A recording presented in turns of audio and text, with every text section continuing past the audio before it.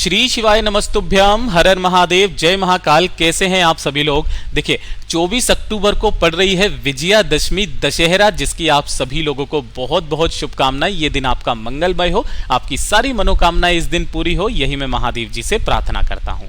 ठीक है, देखिए पूज्य गुरु जी हमेशा अपनी कथाओं में नए नए उपाय हमेशा बताते रहते हैं, और आज के इस वीडियो में विजयादशमी के दिन करने वाले ऐसे 4 महा उपायों के बारे में बात करेंगे जो ना सिर्फ आपकी मनोकामनाओं को पूरा करेंगे, आपके जीवन की जितनी भी समस्या होगी उनको खत्म कर देंगे, चाहे वो बीमारी से संबंधित हो, चाहे आपका कोई कार्य अटक रहा है उसकी पूर्ति के लिए हो, या बल बुद्धि विद्या धन की जरूरत हो, कारोबार अच्छा नहीं चल रहा है, नौकरी नहीं लग रही है, उन सभी उपायों के बारे में आज के इस वीडियो में हम लोग बात करेंगे। पूज्य गुरु जी की कथा से सुन करके और समझ करके सभी उपायों को बड़े ही विस्तार से बताऊंगा। परंतु उससे पहले आप सभी लोगों से एक छोटी सी गुजारिश की, जो लोग पहली बार आए हैं चैनल को सब्सक्राइब जरूर कीजिएगा और वीडियो को लाइक करके देवादिदेव महादेव जी का कोई सा भी प्यारा नाम कमेंट बॉक्स में लिखना मत भूलिएगा। साथ ही साथ जय श्री राम जय हनुमान जरूर लिखिएगा, ठीक है ना। सबसे पहले बात कर लेते हैं पहले वाले उपाय की। देखिए पहला वाला उपाय किन लोगों को करना है, ध्यान से सुनते जाना, समझते चले जाना। अगर आपको अपने घर में भय लगता है ना, ऑफिस में भय लगता है, किसी भी तरीके का कोई डर है आपके दिल में, या आपके घर में कोई बच्चा है जिसे डर लगता है, भय लगता है ना, तो उसके लिए आपको ये वाला उपाय जरूर करना होगा। उसका डर लगना बंद हो जाएगा, किसी भी चीज से नहीं डरेगा और वो हमेशा निडर रहेगा। जिस घर में भी इस उपाय को किया जाता है उस घर के लोग निडर होते हैं, ध्यान रखना।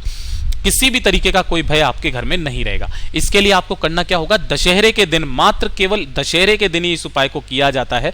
आपको लेनी होगी इस तरीके से हनुमान पताका, है ना। मार्केट में आपको जो है 10 रुपए में आसानी से मिल जाएगी एक हनुमान पताका, यानी कि झंडी जिसको कहते हैं, पताका मतलब झंडा। इस तरीके से छोटा सा ले लेना, ठीक है ना। इस तरीके की मिल जाए तो ठीक, और इस तरीके की मिल जाए तो ठीक, जैसी आपको इच्छा वैसी आप ले लेना। और आपको एक दीपक तैयार करना है, किसका, गोल बाती का। यहां लिख देता हूं, गोल बाती का एक दीपक तैयार करना, और इसके अंदर भरना आपको क्या है, चमेली का तेल। अगर चमेली का ना मिले तो इसकी जगह पर आप सरसों का तेल भर लेना, घी का दीपक नहीं लगाना है, ठीक है ना। चमेली या सरसों के तेल का एक दीपक तैयार करना, और उस झंडी को ले लेना, हनुमान पताका को, और इसे लेकर के दशहरे के दिन चले जाना। कहां पर, हनुमान जी के मंदिर में। आप सभी को पता है दशहरे का दिन भगवान राम और हनुमान जी को समर्पित होता है, और इस दिन भगवान राम के जो सबसे सच्चे भक्त हैं, हनुमान जी की जो आराधना कर लेता है ना, उसे कभी भी कोई भय नहीं सताता है, वो हमेशा निडर रहता है। इसे लेकर के यहां पर चले जाना। सबसे पहले एक दीपक यहां पर प्रज्वलित कर देना, और इनके समक्ष उस झंडे को यहां पर आप रख देना, ठीक है ना। यहां पर रख दिया।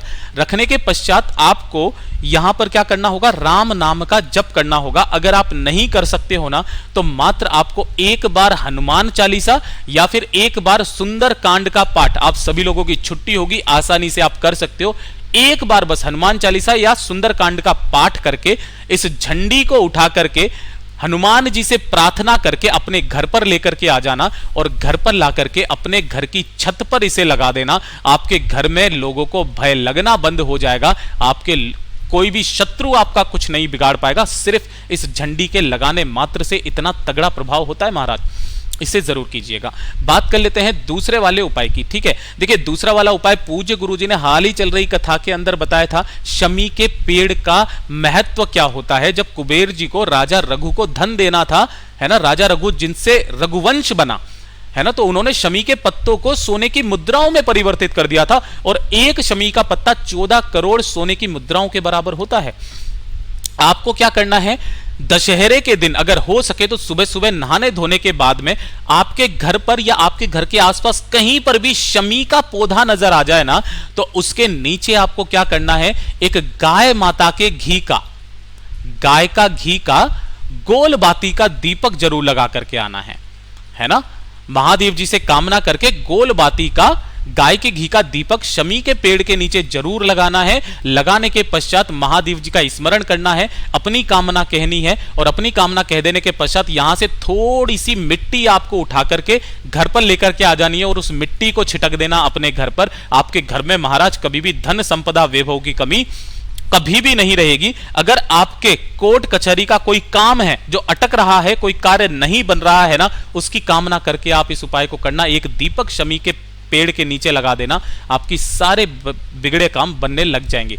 पूज्य गुरुजी ने साथ ही बताया कि जब भी दशहरे का दिन आ जाए ना, तो उस दशहरे के दिन आपको एक शमी का पत्ता महादेव की शिवलिंग पर जो व्यक्ति समर्पित कर देता है ना, उसके जीवन में कभी भी धन की, वैभव की कमी नहीं रहती है महाराज। और पूज्य गुरुजी ने ऐसा का ऐसा ही उपाय जो है दशमी तिथि का ही सावन को भी बताया था। सावन की दशमी तिथि के दिन शमी के पत्तों को शहद में डुबोकर चिपकाने वाला उपाय बताया था, ठीक है ना।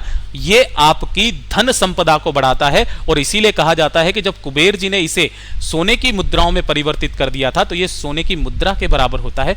कभी भी घर में धन संपदा, वैभव की कमी नहीं रहती है, ये चीज ध्यान रखना। जैसे आपको इच्छा शमी के पेड़ की पूजा करनी है, एक दीपक लगाना है और हो सके तो उसकी मिट्टी घर में छिटक देना है, महादेव जी की शिवलिंग पर आपको शमी का पत्ता चढ़ाना है, ये चीज जरूर कीजिएगा। धन संपदा, वैभव आपके घर में हमेशा बढ़ता रहेगा।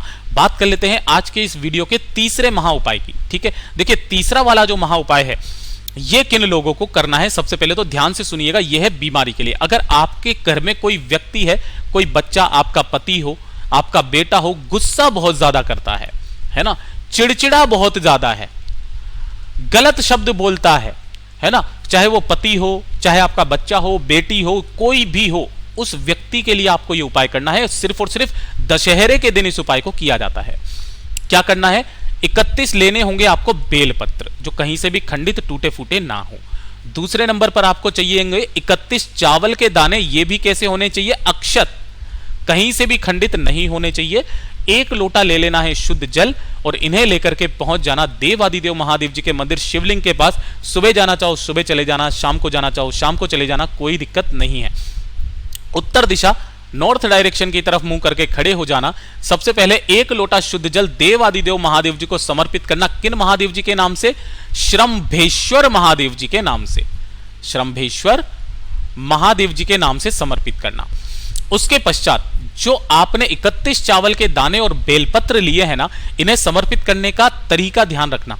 जो आपने बेलपत्र लिया है, जिसका चिकना वाला हिस्सा है और बीच वाला जो पत्ता है, इस बीच वाले पत्ते पर आपको हर एक पत्ते के साथ 1-1 चावल का दाना, यानी कि 31 बेलपत्रियां हैं, हर एक बेलपत्री के बीच वाले पत्ते के ऊपर 1 चावल का दाना रख करके और एक-एक करके आपको शिवलिंग पर समर्पित करते चले जाना है। कुछ इस तरीके से कि चावल का दाना इसके नीचे की तरफ में रहे, ठीक है ना। चावल का दाना यहां पर है ऐसे, इसी के ऊपर फिर दूसरी रख देना, 1 चावल का दाना रख करके, फिर उसी के ऊपर एक और बेलपत्र के ऊपर चावल का दाना रख के इसी के ऊपर समर्पित कर देना, करते चले जाना। अंत में उस व्यक्ति का नाम और गोत्र बोलना जिसके लिए आप इस उपाय को कर रहे हैं, और इस उपाय को करके आपको घर की तरफ चले आ जाना है। ज्यादा से ज्यादा 7 दिन वो व्यक्ति आपका गुस्सा करना बंद कर देगा जिसके लिए आपने इस उपाय को किया है। लेकिन ध्यान रखना, जब भी आप बेलपत्र को समर्पित करेंगे, श्रम्भेश्वर महादेव जी के नाम से समर्पित करना होगा। उस व्यक्ति का, उस बच्चे का नाम और गोत्र बोल करके, ठीक है ना। 7 दिन के अंदर अंदर वो व्यक्ति अपना गुस्सा छोड़ देगा, चिड़चिड़ा स्वभाव छोड़ देगा, वो सुधर जाएगा। पूज्य गुरुजी का बहुत ही अद्भुत और अचूक उपाय है ये। बात कर लेते हैं चौथे वाले उपाय की तरफ कि अगर आपके शरीर में किसी भी तरीके का कोई रोग है, कोई पीड़ा है, कोई कष्ट है ना, कोई रोग, पीड़ा, किसी भी तरीके का कोई कष्ट, या फिर आंखों में दर्द रहता है, नींद नहीं आती है, रात्रि को आप अचानक से जग जाते हो, किसी भी तरीके की कोई समस्या है ना, तो दशहरे की रात को आप अपने घर की छत पर चले जाना। चंद्रमा से आपको 5 से 7 मिनट नैन मिलाना है चंद्रेश्वर महादेव जी के नाम से। चंद्रेश्वर महादेव जी के नाम से गुरुदेव ने एक और नाम बताया, या फिर आप ले सकते हो चंद्रमौली महादेव जी के नाम से, है ना।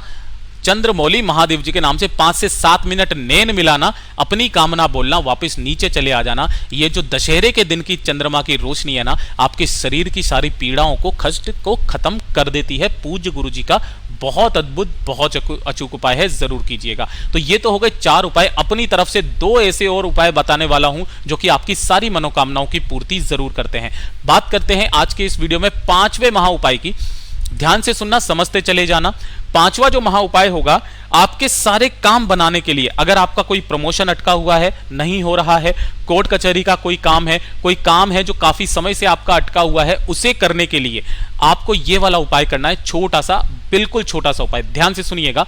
आपको क्या करना है, जब भी दशहरे का दिन आ जाए ना, उस दशहरे के दिन के बाद दशहरे का दिन हटाया, उस दिन के बाद से लगातार 21 दिन तक, लगातार 21 दिन तक आपको क्या करना है, कुछ भी मीठा, चाहे वो गुड़ की डली हो, चाहे रोटी के ऊपर शक्कर लगी हुई हो, आपको काले कुत्ते और गाय को, काला कुत्ता ना मिले, जो कुत्ता मिल जाए, काले कुत्ते या कुत्ते को या गाय को आपको कुछ ना कुछ मीठा लगातार 21 दिन तक खिला देना है। आपके जो भी काम अटक रहे होंगे ना, वो सारे खत्म हो जाएंगे, पूरे हो जाएंगे। पूज्य गुरुजी का बहुत अद्भुत उपाय है, जरूर कीजिएगा। और आज के इस वीडियो का सबसे आखिरी और अंतिम उपाय ये होगा, आपकी हृदय की बात, आपकी कोई सी भी मनोकामना, चाहे कितनी भी बड़ी मनोकामना क्यों ना हो, पूरी होगी होगी। दशहरे के दिन सिर्फ इस वाले उपाय को किया जाता है। ध्यान से सुनिएगा, आपको क्या करना है, अपने ही घर पर अगर काली उड़द रखी हुई है ना, तो आपको थोड़ी सी काली उड़द ले लेना है, नहीं है मार्केट से ले आना। कितनी उड़द लेनी है, मात्र 1 मुट्ठी, जितनी आपकी मुट्ठी में आ जाए बस केवल उतनी आपको काली उड़द ले लेनी है, ठीक है ना। और इसे लेकर के पहुंच जाना कहां पर, हनुमान जी के मंदिर में। जैसे ही आप यहां पर पहुंचेंगे, हो सके तो एक सरसों के तेल का दीपक या चमेली के तेल का दीपक जरूर लगा देना, गोलबाती का। क्या करना है, आपको यहां पर जो काली उड़द लेकर के आए हो, दीपक लगा करके उस काली उड़द को हनुमान जी को समर्पित कर देनी है। समर्पित कर देने के पश्चात अपनी मनोकामना कहना, और हनुमान जी के मंदिर की या इस मूर्ति की आपको 11 परिक्रमा करनी है। कितनी परिक्रमा, 11 परिक्रमा। अब काफी सारे लोग परेशान है कि भैया हमारे यहां पर जो मूर्ति है वो कुछ इस तरीके से रखी हुई है, या फिर शिला इस तरीके से रखी हुई है कि हम उसकी परिक्रमा नहीं कर सकते। उस वाली स्थिति में पूज्य गुरुजी ने बताया कि आप 11 परिक्रमा नहीं कर सकते हो, तो आप 11 बार हनुमान चालीसा का पाठ कर लें, है ना। हनुमान चालीसा का पाठ कर लें दशहरे के दिन, और वहां से जब ये खत्म हो जाए, इस जगह से आपको मात्र 5 काली उड़द के दाने आपको उठा करके लेकर के अपने घर पर आना है, और किसी भी हरे कपड़े में, ध्यान रखना हरा कपड़ा लेना, और उस हरे कपड़े में उन 5 काली उड़द की दालों को डाल करके पोटली बना लेना, और इस पोटली को आपको अपने घर के मंदिर में किसी भी जगह, सुरक्षित जगह पर आप रख देना, इस पोटली को जिसके अंदर 5 काली उड़द के दाने हैं, अपनी मनोकामना कह करके, ठीक है। जिस दिन भी आपकी मनोकामना पूरी हो जाए दशहरे के दिन के बाद, चाहे 1 दिन, 2 दिन, 1 महीना, और जिस दिन मनोकामना पूरी हो जाए उसके बाद में जो भी मंगलवार या शनिवार, जो भी मंगलवार शनिवार पड़े, उस दिन जाना, इस पोटली को किसी भी बहते नदी, तालाब, सरोवर में प्रवाहित कर देना। बस इतना सा उपाय है। जब तक ये पोटली आपके घर में रखी हुई रहेगी, इसका इतना तगड़ा प्रभाव होता है कि आपकी जो भी मनोकामना होती है वो जल्दी से जल्दी पूरी जरूर होती है। पूज्य गुरुजी ने जैसा अपनी कथाओं में बताया, वैसा आसान भाषा में आपको बताने का संपूर्ण प्रयास किया। वीडियो अगर पसंद आया हो तो लाइक जरूर करना, साथ ही साथ चैनल को सब्सक्राइब जरूर कीजिएगा। मैं आपसे मिलता हूं अगले वीडियो में, तब तक के लिए ओम नमः शिवाय, जय महाकाल, जय शिव शंकर, श्री शिवाय नमस्तुभ्यम।